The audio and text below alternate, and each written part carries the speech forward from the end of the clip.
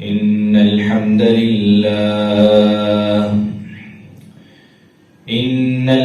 لله نحمده ونستعينه ونستغفره ونؤمن به ونتوكل عليه ونعوذ بالله من شرور أنفسنا ومن سيئات أعمالنا من يهده الله فلا مضل له ومن يضلله فلا هادي له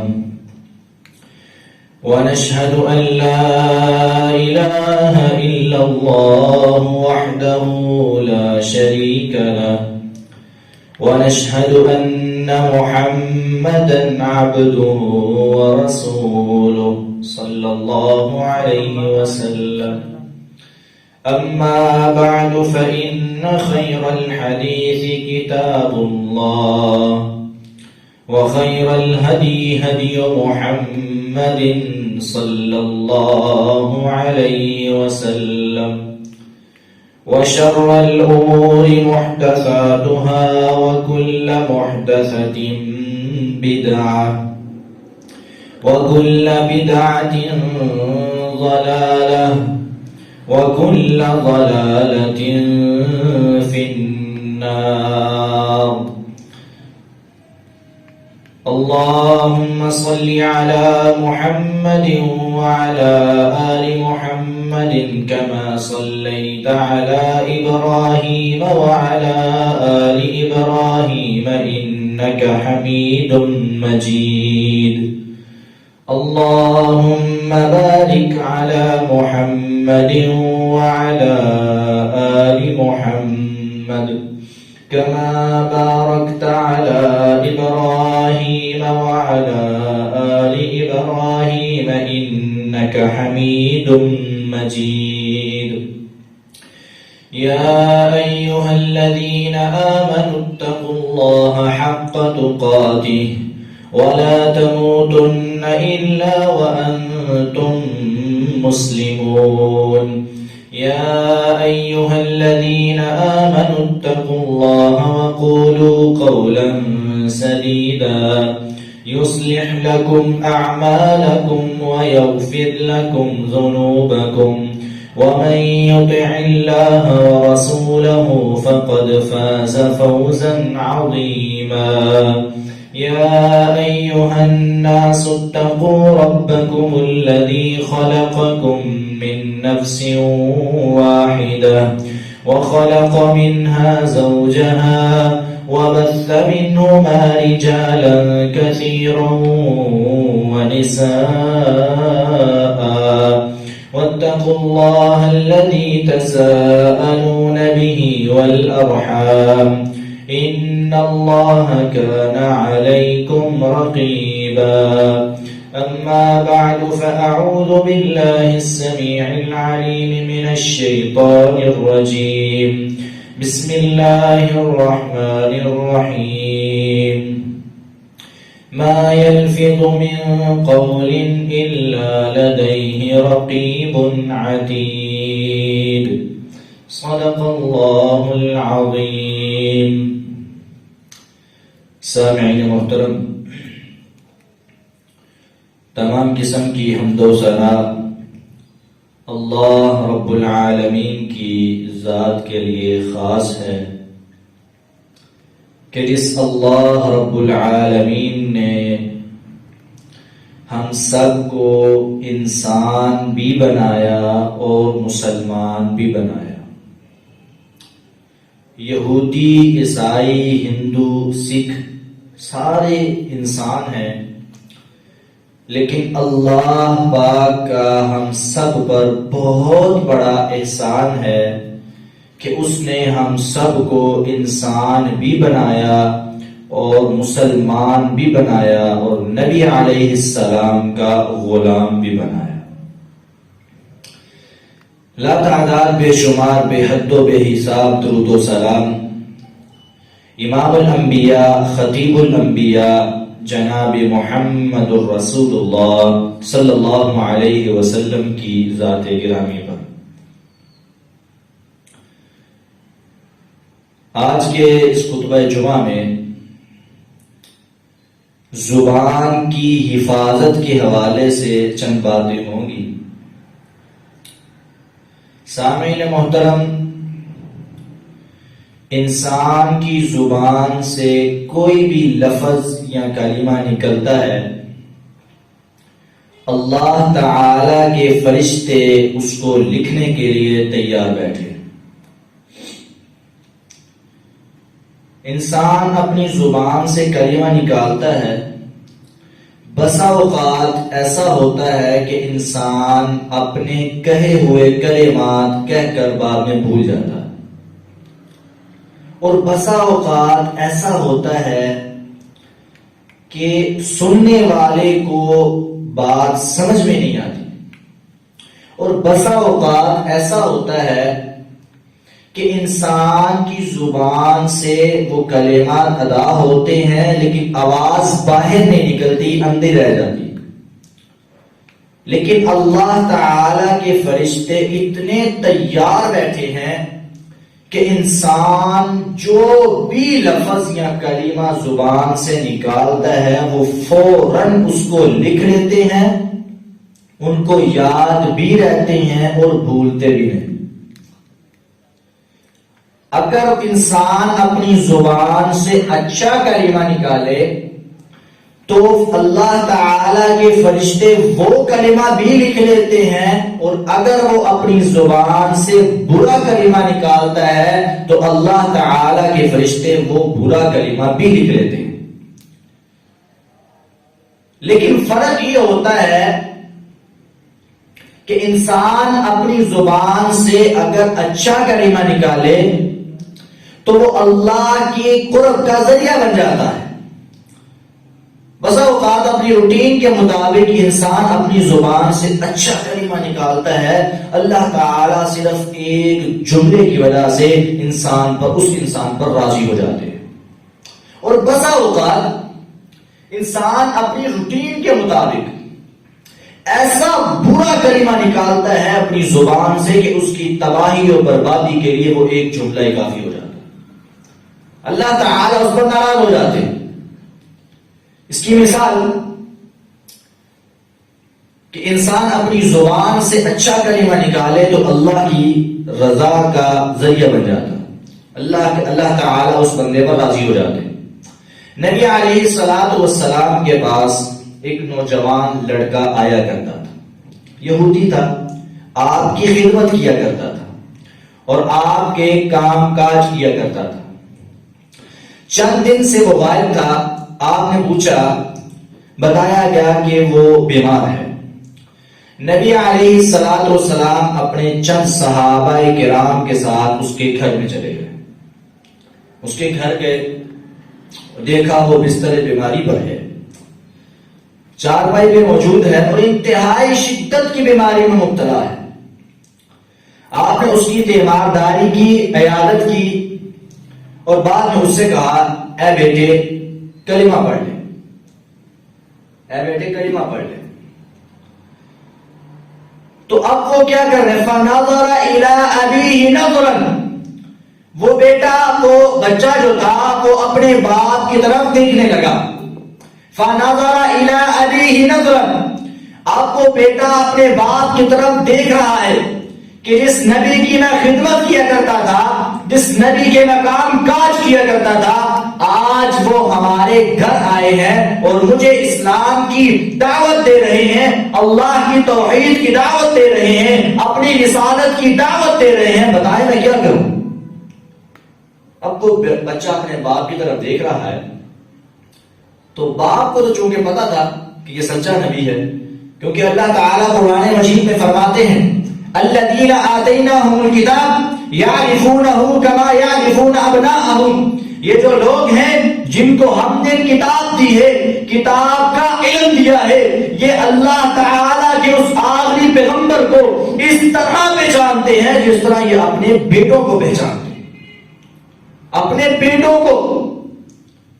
باپ کو اپنے بیٹوں کے حوالے سے کوئی شک نہیں ہوتا، وہ پہچانتا ہوتا ہے۔ اسی طرح یہودیوں کو بھی نبی علیہ السلام کی اچھی طرح پہچان تھی، لیکن مانتے نہیں تھے۔ حسد، بغض، کینہ، عداوت کی وجہ سے نبی علیہ السلام کو نبی نہیں مانتے تھے۔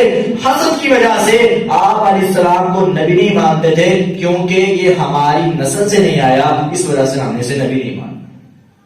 لیکن پتا تھا کہ یہ سچا نبی ہے اور آخری نبی ہے، سارا پتا تھا، مانتے نہیں تھے۔ اب وہ بچہ اپنے باپ کی طرف دیکھ رہا ہے تو باپ نے اسے کہا، اے بیٹے آتے ابو القاسم صلی اللہ علیہ وسلم کی اطاعت کر لو، اسی میں کامیابی ہے۔ وہ بچہ جو تھا اس نے جب اپنے باپ کی بات سنی، وہ تو پہلے ہی چاہ رہا تھا، اپنے باپ کی اجازت پر اس سے مطلوب تھی۔ جب اس نے اپنے باپ کی بات سنی، فوراً اس نے کلمہ پڑھا، اشہد ان لا الہ الا اللہ وحدہ لا شریک لہ واشہد ان محمدا عبدہ ورسولہ صلی اللہ علیہ وسلم۔ ابھی اس نے کلمہ پڑھا ہی ہے، فوراً اس کی جان نکل گئی، فوت ہو گیا۔ تو نبی علیہ السلام نے پتہ کیا الفاظ کہے؟ فرمایا الحمدللہ الذی انقذہ من النار، تمام تعریفیں اس اللہ رب العالمین کے لیے ہے کہ جس نے اس بچے کو جہنم کی آگ سے بچا کر ہمیشہ کی جنت میں داخل کر دیا۔ نبی علیہ السلام نے یہ الفاظ کہے۔ اب دیکھیں نبی علیہ السلام نے یہ الفاظ کہے، اس بچے نے ایک جملہ کہا، ایک کلمہ کہا، اس نے اپنی ساری جتنی بھی اس نے عمر گزاری ہے، اس نے نبی علیہ السلام کی اطاعت نہیں کی، لیکن ایک کلمہ کہا، اشہد ان لا الہ الا اللہ۔ ایک کلمے کی وجہ سے اللہ تعالی نے اسے ہمیشہ کی آگ سے بچا کر ہمیشہ کی جنت میں داخل کر دیا۔ صرف ایک جملے کی وجہ سے، زبان کے تھوڑا سا ہلنے کی وجہ سے ہمیشہ کی جنتوں کا وارث بن گیا، ہمیشہ کے محلات کا وارث بن گیا۔ اگر یہی جملہ، یہی زبان اگر برے جملے کہنا شروع کر دے تو اس کے بارے میں کیا ہے؟ نبی علیہ السلام نے فرمایا، ان الرجل لا يتكلم بالكلمة من الشر ما يعلم مبلغها فيكتب الله له سخطه الى يوم يلقاه۔ نبی علیہ السلام نے فرمایا، بسا اوقات انسان اپنی روٹین کے مطابق اپنی زبان سے کلمات ادا کرتا ہے، عام چلتے چلتے اپنی زبان پہ آیا اور بول دیا، اس کی خرابی کا، اس کی سنگینی کا احساس نہیں ہوتا، اس کی زبان پہ آیا اور بول دیا، اس کی گہرائی کا علم نہیں ہوتا، لیکن آسمانوں پہ بیٹھے مالک نے اس کے لیے قیامت تک اپنی ناراضی کا اعلان کر دیا۔ قیامت تک، ایک دن نہیں، ایک ہفتہ نہیں، ایک مہینہ نہیں، ایک سال نہیں، قیامت تک۔ اور سب سے بدبختی یہ ہے کہ اس کے مرنے کے بعد بھی اللہ تعالیٰ اس آدمی پر ناراض رہتے ہیں۔ اس حدیث کے کلمات پر غور کریں۔ نبی علیہ السلام نے فرمایا قیامت تک اللہ تعالیٰ اس بندے پر ناراض رہتے ہیں۔ جامع ترمذی کے اندر حدیث موجود ہے، سنن ابن ماجہ کے اندر بھی ہے۔ نبی علیہ السلام نے فرمایا یہوی بہا فی النار ابعد ما بین المشرق والمغرب، یہوی بہا فی النار 70 خریفہ۔ تین طرح کے الفاظ ہیں، ایک کلمے کی وجہ سے انسان جہنم کی گہرائی میں اتنا گرتا ہے کہ 70 سال تک گرتا ہی رہتا ہے، 70 سال تک۔ تصور میں جا کر دیکھیں، ایک بچہ پیدا ہوا، زمین پر ریگنے لگا، جوان ہوا، چلنے لگا، شادی ہو گئی، بچے ہو گئے، پھر کہیں دیر بعد جا کر اس کی 70 سال عمر ہوتی ہے۔ آپ میں سے کتنے ایسے ہوں گے جن کی ابھی تک 70 سال عمر نہیں ہوئی ہے؟ ابھی دیکھیں کتنی دیر بعد جا کے 70 سال عمر ہوتی ہے۔ ایک 10 15 20 منزلہ پلازا ہو، اوپر سے آپ کوئی چیز پھینکے تو کتنی دیر میں نیچے آ جائے گی؟ زیادہ سے زیادہ 10 سیکنڈ لگیں گے۔ 1 سیکنڈ، 2، 10، 20، 10 منٹ، 1 گھنٹے کے اندر اتنا فاصلہ طے ہو جاتا ہے۔ اور یہاں پہ تصور تصور میں جا کر دیکھیں، انسان کو جب اوپر سے نیچے گرایا جائے گا 70 سال تک وہ جہنم کی گہرائی میں گرتا ہی جائے گا. استغفر اللہ، 70 سال تک. اور دوسری حدیث کے الفاظ کیا ہیں؟ یعنی بہذ النار ابعد ما بین المشرق والمغرب. نبی علیہ السلام نے فرمایا وہ انسان آگ کے اندر اتنا گرتا ہے، اتنا دور چلا جاتا ہے، جتنا فاصلہ مشرق اور مغرب کے درمیان ہے اتنا فاصلہ اندر چلا جاتا. ہمارے ہاں سب سے زیادہ فاصلہ بتانا ہو نا تو کہتے ہیں کہ یار جتنا یہ مشرق اور مغرب کا فاصلہ ہے نا اتنا فاصلہ. سب سے لمبا فاصلہ بتایا جاتا ہے، اسی کا تذکرہ حدیث کے اندر ہے. نبی علیہ السلام نے فرمایا یأتی بہذ النار ابعد ما بین المشرق والمغرب. مشرق اور مغرب کے درمیان جتنا فاصلہ ہے اتنا فاصلہ وہ زمین جہنم کے اندر گرتا ہی جائے. نعوذ باللہ من ذلک. اسی تناظر میں اس تمہیدی گفتگو کے بعد آج جو اصل عنوان ہے کہ نبی ہمارے معاشرے کے اندر چند ایسے کلمات چل رہے ہیں جن کی سنگینی کا ہمیں احساس نہیں ہوتا اور ہم وہ کلمات بول جاتے ہیں، جن کے نتیجے کا، جن کی خرابی کا ہمیں احساس نہیں ہے. ہم ان الفاظ کو عام بول چال میں بول رہے ہوتے ہیں لیکن ہمیں پتہ نہیں ہوتا کہ اس کا مطلب کیا ہے. ہم اس کو بول جاتے ہیں، اللہ تعالیٰ اس کلمے کی وجہ سے ناراض ہو جاتے ہیں. ان میں سے چند کلمات آج آپ کے سامنے ذکر کروں گا. اللہ تعالیٰ ہمیں سنا کر عمل کرنے کی توفیق عطا فرمائے. پہلا کلمہ یہ ہے، جب ہمارے یہاں دعوت ہوتی ہے، بلاتے ہیں، کھانا کھا رہے ہوتے ہیں نا، تو اگر کوئی اور آدمی آ جائے وہاں پہ اس دعوت والی جگہ پہ، تو اس کو جب مہمان کہتے ہیں نا کہ یا میزبان کہتا ہے کہ بھئی آ جاؤ آپ بھی آ کے کھانا کھا لو، تو وہ آگے سے کیا کہتا ہے؟ کھاؤ جی تہاڈا ہی کھائیدا ہے. کہتے ہیں کھاؤ جی تہاڈے اوتے بھی تہاڈا ہی ہے جی. ایک اور آتا ہے وہ کہتا ہے تیرا کھاواں تیرے گیت گاواں. آگے پھر وہ سارا یہ کیا ہے؟ یہ تیرا کھاواں تیرے گیت گاواں یہ کیا ہے؟ یہ تہاڈے ہی کھانے ہے، یہ لفظ کیا ہے؟ کبھی اس بارے میں سوچا ہے؟ اللہ تعالیٰ قرآن مجید میں فرماتے ہیں قُلْ مَنْ يَرْزُقُكُم مِّنَ السَّمَاءِ وَالْأَرْضِ أَمَّن يَمْلِكُ السَّمْعَ وَالْأَبْصَارَ وَمَن يُخْرِجُ الْحَيَّ مِنَ الْمَيِّتِ وَيُخْرِجُ الْمَيِّتَ مِنَ الْحَيِّ وَمَن يُدَبِّرُ الْأَمْرَ فَسَيَقُولُونَ اللَّهُ. اللہ تعالیٰ فرماتے ہیں اے میرے نبی ان سے سوال کرو تمہیں آسمان و زمین سے رزق کون دیتا ہے؟ زندے کو مردے سے کون نکالتا ہے؟ اور مردے کو زندے سے کون بناتا ہے؟ بتاؤ معاملات کی تدبیر کرنے والا کون ہے؟ یہ سارے کے سارے کہیں گے اللہ کے علاوہ کوئی ایسا کرنے والا نہیں، صرف اللہ ہے. اور یہ تو کافروں کا عقیدہ بھی تھا کہ یہ سارے کام کرنے والا اللہ ہے، ہمیں رزق دینے والا اللہ ہے. ہم نے یہ کیا کہہ دیا ادھر تو اٹھائی قاعدہ ہے، یہ بات صحیح نہیں ہے، اس سے شرک لازم آتا ہے. اس بات کا نتیجہ یہ ہے کہ اللہ تعالیٰ کے علاوہ تو بھی ہمیں دینے والا ہے. وہ سارا کچھ تمہارا ہے نہیں، وہ سارا کچھ اللہ کا ہے. اللہ تعالیٰ قرآن مجید میں فرماتے ہیں یا ایھا الناس انتم الفقراء الی اللہ. تم سارے کے سارے پوری انسانیت میں انبیاء، اتقیاء، صلحاء، عام انسان سارے کے سارے اس میں آتے ہیں. الناس سارے کے سارے لوگ اس میں آتے ہیں. نبی علیہ السلام بھی اس کے اندر آتے ہیں، سارے انبیاء بھی آتے ہیں. اللہ تعالیٰ فرماتے ہیں یا ایھا الناس انتم الفقراء الی اللہ. تم سارے کے سارے اللہ کے فقیر ہو. اگر کوئی غنی ہے تو واللہ هو الغنی، صرف اللہ غنی ہے. سارے فقیر ہو، اللہ کے در کے فقیر ہو. یہ اللہ تعالیٰ قرآن مجید میں فرماتے ہیں. اور ہم کہتے ہیں کہ ہم اللہ کے نبی کا کہتے ہیں، نعوذ باللہ ہم اللہ کا دیا ہوا کہتے ہیں. قرآن کے اندر اس بات کو واضح کیا گیا ہے کہ تمہیں رزق دینے والا صرف اللہ ہے، اللہ کے علاوہ تمہیں کوئی رزق نہیں دے سکتا.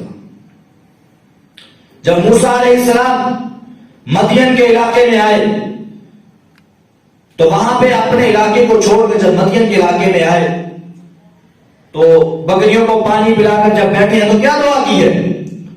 رب انی لما انزلت الی من خیر فقیر، اے میرے اللہ میں تیرے در کا فقیر ہوں، میں کسی اور کے در کا فقیر نہیں ہوں۔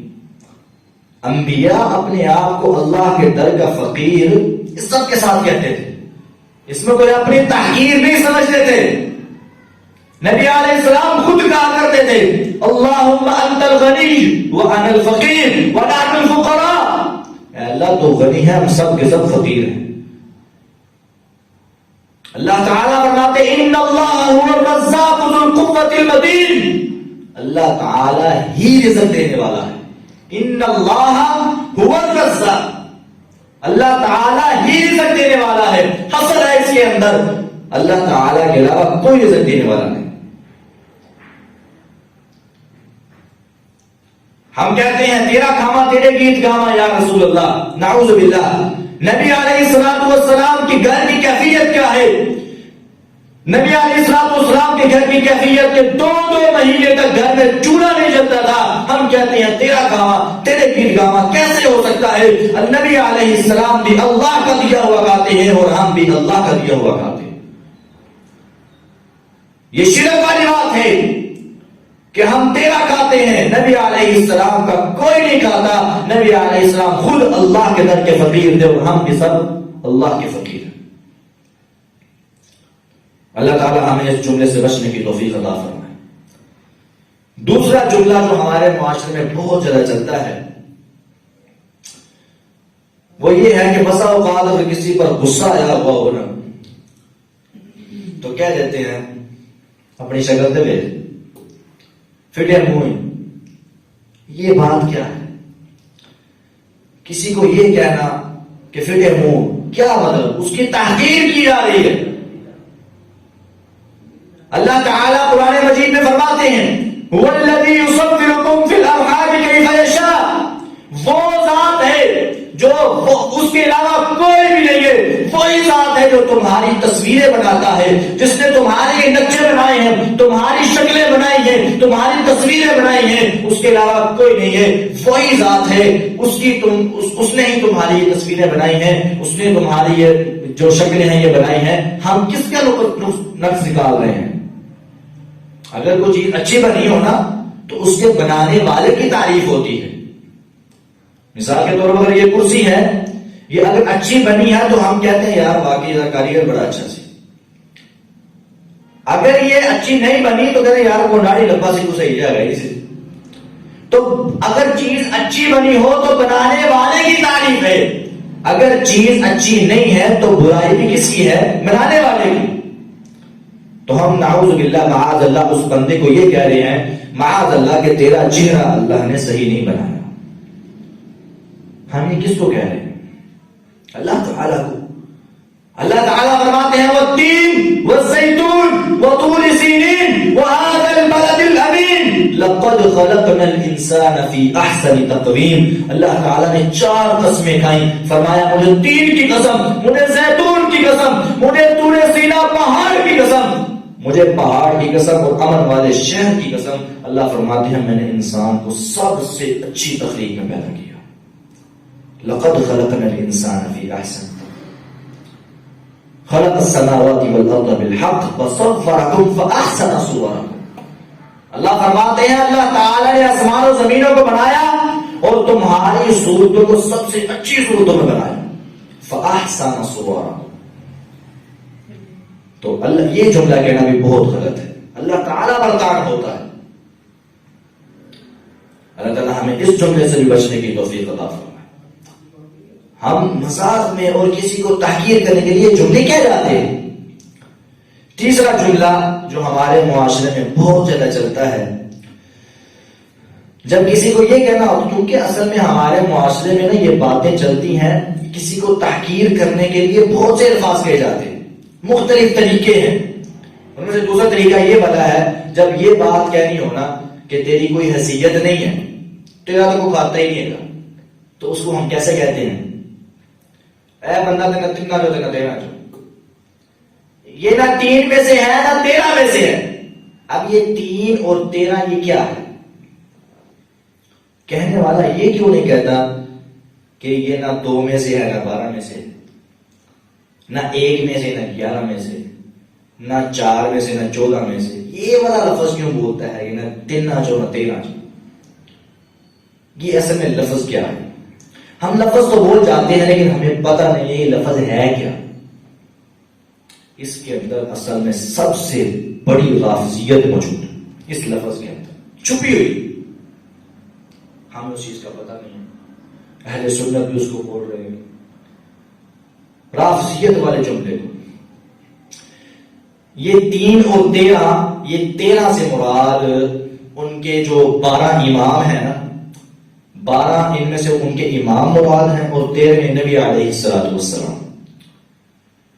ان میں سے تو 11 ہمارے بھی امام ہیں، 12 کا تو پتہ ہی نہیں کہاں پہ چھپا ہوا ہے، اس کا تو آج تک پتہ ہی نہیں چلا۔ ان میں سے 11 تو ہمارے بھی امام ہیں۔ تو اچھا 13 اصل میں کیا ہے کہ 12 ان کے امام مراد ہیں اور 13 نبی علیہ السلام۔ یہ سارے اچھے ہیں، یعنی یہ نیک لوگ ہیں۔ تو 3 سے کیا مراد ہے؟ حضرت ابوبکر، حضرت عمر، حضرت عثمان رضوان اللہ علیہ اجمعین، یہ 3 صحابہ کرام، یہ 3 سے مراد ہے۔ اب اس کا مطلب کیا ہے؟ نعوذ باللہ ثم نعوذ باللہ کہ یہ بندہ نہ نیک لوگوں میں سے ہے، یعنی جو 13 ہیں نبی علیہ السلام اور 12 امام، یہ بندہ ان میں سے بھی نہیں ہے، اور 3 جو سب سے کائنات کے برے ترین لوگ ہیں، نعوذ باللہ ثم نعوذ باللہ، ابو بکر، عمر، عثمان، یہ بندہ ان میں سے بھی نہیں ہے۔ استغفر اللہ۔ اب یہ بات کتنی دور تک جاتی ہے؟ ابو بکر و عمر کون ہیں؟ ان کی شان کی تو کیا کہیں۔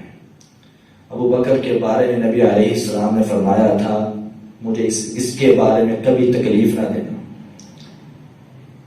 ابو بکر نبی علیہ السلام کا یار غار ہے، نبی علیہ السلام کے ساتھ ہر موقع پر کھڑا ہے۔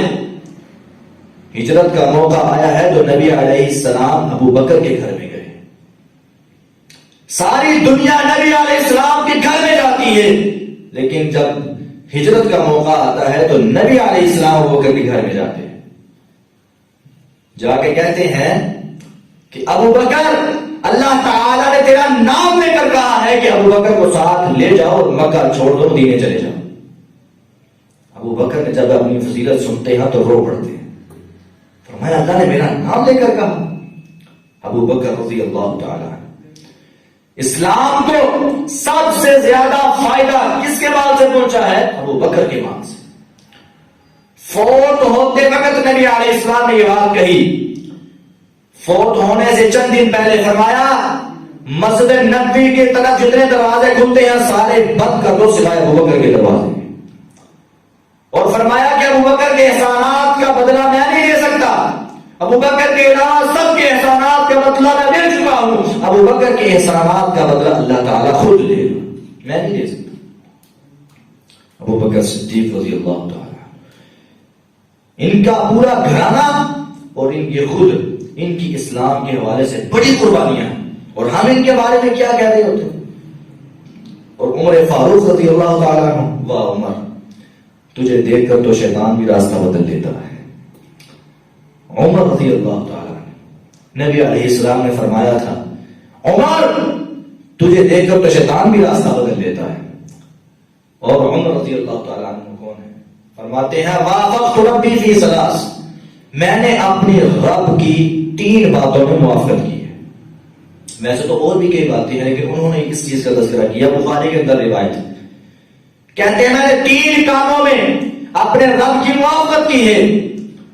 جب نبی علیہ السلام کے ساتھ گئے ادھر وہاں مکے میں عمرہ کرنے کے لیے، تو وہاں پہ کہتے ہیں اے اللہ کے نبی، ہمارا دل کرتا ہے کہ مقام ابراہیم پر 2 نفل پڑھیں، دل چاہ رہا ہے۔ تو اللہ تعالیٰ نے فرمایا واتخذوا من مقام ابراہیم مصلی، ابراہیم علیہ السلام کے مقام ابراہیم پر 2 رکعتیں پڑھنا فرض ہو چکا ہے، پڑھنی آپ نے۔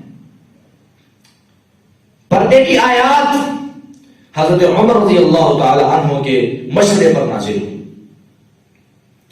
عمر رضی اللہ تعالیٰ عنہ کی کتنی شان ہے. حضرت عثمان رضی اللہ تعالی عنہ، ان کے بھی کیا کہنے ہیں. نبی علیہ السلام اپنے گھر میں تشریف فرما ہے تو نبی علیہ السلام کی ران سے تھوڑا سا کپڑا ہٹا ہوا ہے. تو دروازہ کھٹکتا ہے، پوچھا جاتا ہے کون؟ فرمایا ابو بکر. نبی علیہ السلام بیٹھے ہیں، اسی طرح بیٹھے رہے. ابو بکر آئے، بیٹھ گئے. پھر دروازہ کھٹکا، فرمایا کون؟ عمر آئے. نبی علیہ السلام اسی طرح بیٹھے رہے. عمر آئے، بیٹھ گئے. پھر دروازہ کھٹکا، پوچھا گیا کون؟ فرمایا عثمان رضی اللہ تعالی. جب نبی علیہ السلام نے حضرت عثمان کا نام سنا تو فوراً سیدھے ہو کے بیٹھ گئے اور اپنی ران کے اوپر کپڑا کر لیا. آ کے وہ بھی بیٹھ گئے. تھوڑی دیر بعد وہ تینوں اٹھ کے چلے گئے. ہماری اما جان سیدہ عائشہ صدیقہ طیبہ طاہرہ مطہرہ رضی اللہ تعالی عنہا سوال کرتی ہیں، اللہ کے نبی، میرے بابا آئے، آپ اسی طرح بیٹھے رہے. عمر آئے، آپ اسی طرح بیٹھے رہے. عثمان کے آنے کی وجہ سے آپ نے اپنی ران پر کپڑا کیوں کیا؟ اس کی وجہ کیا ہے؟ نبی علیہ السلام نے فرمایا، عائشہ الا استحیی من رجل تستحیی منہ الملائکہ، کیا اس آدمی سے میں حیا نہ کروں جس سے آسمان کے فرشتے بھی حیا کرتے ہیں؟ عثمان وہ ہستی ہے کہ جس کے بارے میں نبی علیہ السلام نے کہا تھا. جب نبی علیہ السلام نے ایک بیٹی کا نکاح کیا، وہ فوت ہو گئی، دوسری بیٹی کا نکاح بھی کر دیا. فرمایا عثمان اگر میرے پاس 40 بیٹیاں بھی ہوتی تو میں یکے بعد دیگرے تمہارے نکاح میں دیتا جاتا.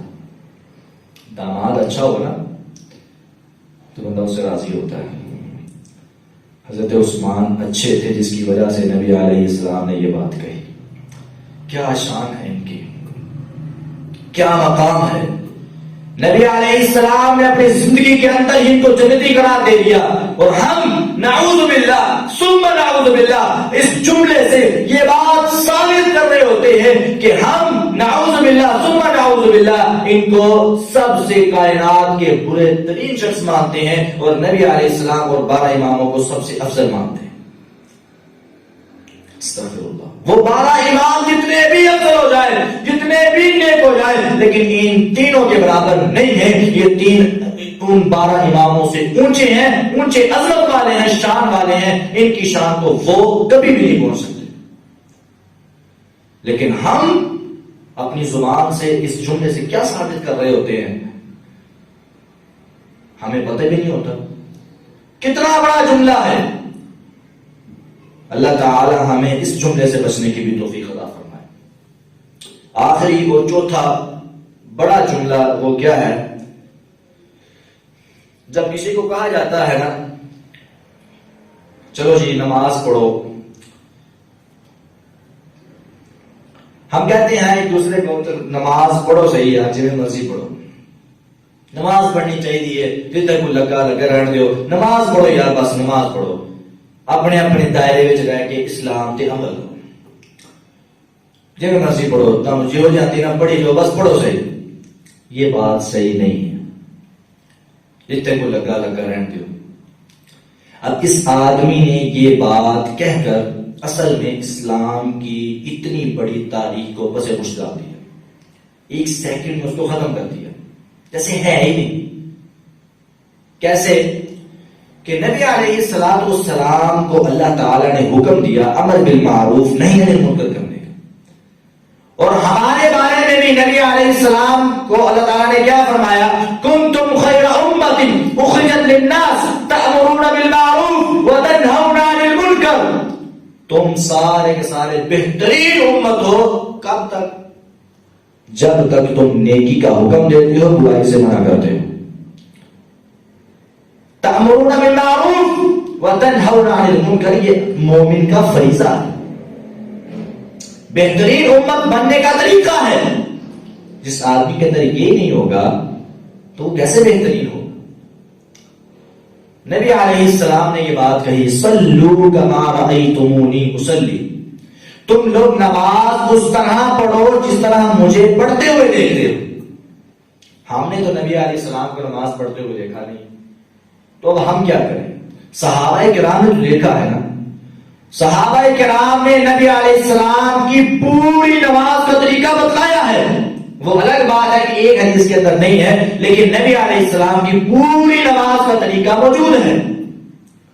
حتیٰ کہ ایک ایک چیز، چھوٹی چھوٹی چیز بھی صحابہ نے بتائی ہے. اگر ہم اس کو نہ پڑھیں، مطالعہ نہ کریں، تو ہمارا قصور ہے کہ صحابہ کرام کا قصور. صحابہ کرام نے ایک ایک چیز بتائی. نبی علیہ السلام نماز شروع کرتے رفع الیدین کرتے تھے. نبی علیہ السلام رکوع میں قیام کے اندر اپنے ہاتھ سینے پر باندھتے تھے. نبی علیہ السلام سورۃ الفاتحہ قیام کے اندر پڑھتے تھے. اور نبی علیہ السلام نے فرمایا لا صلاۃ لمن لم یقرأ بفاتحۃ الکتاب، جو بندہ سورہ فاتحہ نماز کے اندر نہیں پڑھتا اس کی نماز نہیں ہے، اس کی نماز بالکل بھی نہیں ہے. ایسے ہے جیسے اس نے نماز پڑھی نہیں ہے. ہم کہتے ہیں سورہ فاتحہ پڑھو یا نہ پڑھو کوئی مسئلہ نہیں ہے، لیکن ایسی بات ہرگز نہیں. نبی علیہ السلام نے فرمایا چاہے وہ نماز جنازہ ہو، نماز تراویح ہو، فرض نماز ہو، نفل ہو، رات کی نماز ہو، دن کی نماز ہو، کوئی بھی نماز ہو، سورۃ الفاتحہ کے بغیر کوئی نماز نہیں ہے. نبی علیہ السلام کا طریقہ ہے نماز صحابہ کرام نے بتایا ہے. فرمایا قیام کے اندر نبی علیہ السلام سورۃ الفاتحہ پڑھتے تھے، بعد میں کوئی سورت ملاتے، پھر رکوع جاتے ہوئے رفع الیدین کرتے تھے، رکوع کے اندر تسبیحات پڑھتے، رکوع سے اٹھتے ہوئے رفع الیدین کرتے تھے. نبی علیہ السلام اطمینان کے ساتھ کھڑے ہو جاتے، پھر سجدے میں جاتے، سجدے میں جاتے، پھر جناب سجدے کی تسبیحات پڑھتے، سجدے میں اٹھ کر بیٹھتے، پھر نبی علیہ السلام اطمینان کے ساتھ بیٹھتے، دعائیں کرتے رب اغفر لی، رب اغفر لی، اللہم اغفر لی وارحمنی واجبرنی وارفعنی واہدنی وعافنی وارزقنی. نبی علیہ السلام یہ دعائیں کرتے، پھر سجدے میں جاتے، پھر کھڑے ہوتے، پھر جناب اگلی رکعت. اس طرح پوری نماز کا طریقہ نبی علیہ السلام کے صحابہ کرام نے یہ بتلایا ہے. اور تشہد میں بیٹھنے کا طریقہ، پہلے تشہد میں کیسے بیٹھنا ہے، دوسرے میں کیسے بیٹھنا ہے، چھوٹی سے چھوٹی چیز بھی صحابہ کرام نے بتائی ہے. اب ہم نہ اس پر عمل کریں تو اب ہمارا قصور ہے کہ صحابہ کرام. نبی علیہ السلام نے فرمایا صلو کما رأیتمونی اصلی، نماز اس طرح پڑھنی ہے جیسے میں نے پڑھی ہے. اس کے علاوہ اگر نماز پڑھو گے تو وہ نماز قابل قبول نہیں. ایک حدیث سنا کر اپنی بات کو ختم کرتا ہوں. نبی علیہ السلام کے پاس، نبی علیہ السلام مسجد میں بیٹھے ہیں، ایک آدمی آیا، اس نے نماز پڑھی. نماز پڑھنے کے بعد اس نے جا کر نہ کہا السلام علیکم یا رسول اللہ. تو نبی علیہ السلام نے جواب دیا، فرمایا جا کے نماز پڑھ، تم نے نماز نہیں پڑھی. کیا کہا کہ جا کے نماز پڑھ، تم نے نماز نہیں پڑھی. ارجع فصلی فإنک لم تصلی. وہ دوبارہ گیا، اس نے نماز پڑھی، پھر آ گیا، پھر کہتا السلام علیکم یا رسول اللہ. نبی علیہ السلام نے پھر جواب دیا، فرمایا جا جب تم نماز پڑھ، تم نے نماز نہیں پڑھی. وہ پھر آ گیا، اس نے پھر جا کر سلام کہا اور پھر آیا تو نبی علیہ السلام نے پھر کہا کہ بھئی تم جا کے نماز پڑھ، تم نے نماز نہیں پڑھی. تو اب ہمارے جیسا ہوتا تو کہتا ہے نبی علیہ السلام تو گلنا سے لگے تھی، میں تو پڑھ کے آیا، میں ہوتے پڑھی، کچھ نہیں کہا. آ کے پھر نماز پڑھی. پھر جا کر کہتے ہیں نبی علیہ السلام نے فرمایا جہاں تم نے نماز نہیں پڑھی، نماز پڑھو. وہ صحابی سمجھ کے کہنے لگے اللہ کے نبی مجھے اسی طرح کی نماز آتی ہے، شاید مجھے طریقہ نہیں آتا، مجھے طریقہ بتا دے کیسے پڑھنی ہے. نبی علیہ السلام نے اس کو بات سمجھائی. اے میرے پیارے صحابی، جب نماز کے لیے کھڑے ہونا ہے تو اطمینان کے ساتھ کھڑے ہونا ہے. قیام کرنا ہے اطمینان کے ساتھ، رکوع کرنا ہے اطمینان کے ساتھ، رکوع سے اٹھنا ہے اطمینان کے ساتھ، رکوع میں کے بعد کھڑے ہو جانا ہے، پھر سجدے میں جانا ہے اطمینان کے ساتھ، سجدے سے اٹھ کر پھر بیٹھنا ہے اطمینان کے ساتھ. اس کا مطلب یہ ہے کہ اس بندے کی غلطی کون سی تھی؟ اطمینان والی، جلدی جلدی نماز پڑھ رہا تھا. تو نبی علیہ السلام نے ہر موقع پر یہ فرمایا حتی تطمئن حتی تطمئن حتی تطمئن، مطمئن ہو کر اطمینان کے ساتھ نماز پڑھنی ہے. تیز نماز نہیں. اس بندے نے تیز نماز پڑھی، گویا کہ اس نے نماز پڑھی نہیں. ایسے ہی ہے جیسے اس نے نماز نہیں پڑھی. تیز نماز پڑھنے والے کی نماز نہیں. آہستہ نماز پڑھنے والا، اطمینان سے نماز پڑھنے والے کی نماز ہے۔ صحیح بخاری کی حدیث ہے، حضرت حذیفہ بن یمان رضی اللہ تعالیٰ فرماتے ہیں، یہ سیدنا حذیفہ کون ہے پتہ ہے؟ نبی علیہ السلام کے رازدان ہیں۔ نبی علیہ السلام نے ان کو منافقوں کے نام بتائے تھے، یہ منافق ہے۔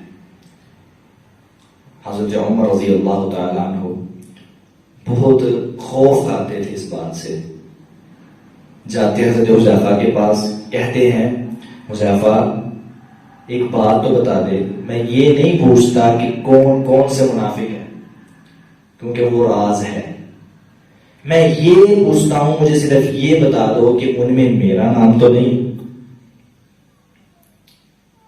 حضرت عمر رضی اللہ تعالیٰ بہت بڑی شان ہے، یہ وہ حضرت حذیفہ رضی اللہ تعالیٰ، یہ انہوں نے ایک آدمی کو دیکھا نماز پڑھ رہا تھا، تو نماز اس نے پڑھ لی، اس کے بعد اس سے پوچھتے ہیں یہ اس طرح کی نماز تو کتنی دیر سے پڑھ رہا ہے؟ کہنے لگا میں 40 سال تو یہ نماز پڑھ رہا ہوں، میں کوئی نمازی نہیں ہے، ہمارے یہاں کے مطابق کہ میں رمضان کا نمازی نہیں ہوں، صرف رمضان میں آنے والا نہیں ہوں، میں 40 سال سے یہ نماز پڑھ رہا ہوں۔ اس نے بڑے فخر سے بات کہی، میں 40 سال سے نماز پڑھ رہا ہوں۔ حضرت حذیفہ نے کہا اگر تم یہ اسی طرح نماز پڑھی ہے تم نے ایسے ہی ایسے نماز پڑھی نہیں، اور اگر تو اسی حالت میں فوت ہو جاتا تو مت علی غیر فطرہ، تو فطرت اسلام جو اللہ تعالیٰ نے اسلام کی فطرت رکھی ہے اس کے بغیر تو مرتا، فطرت اسلام پر تیری موت نہ آتی۔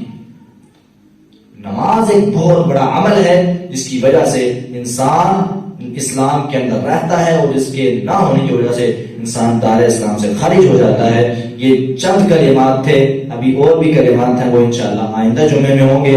اللہ تعالی ہم سب کو ان کلمات کو سمجھ کر اور ان کو چھوڑنے کی توفیق عطا فرمائے، اور اپنی زبان کی حفاظت کرنے کی توفیق عطا فرمائے۔ سبحانک اللہم و بحمدک، اشہد ان لا الہ الا انت، استغفرک و اتوب الیک، وآخر دعوانا الحمد للہ رب العالمین۔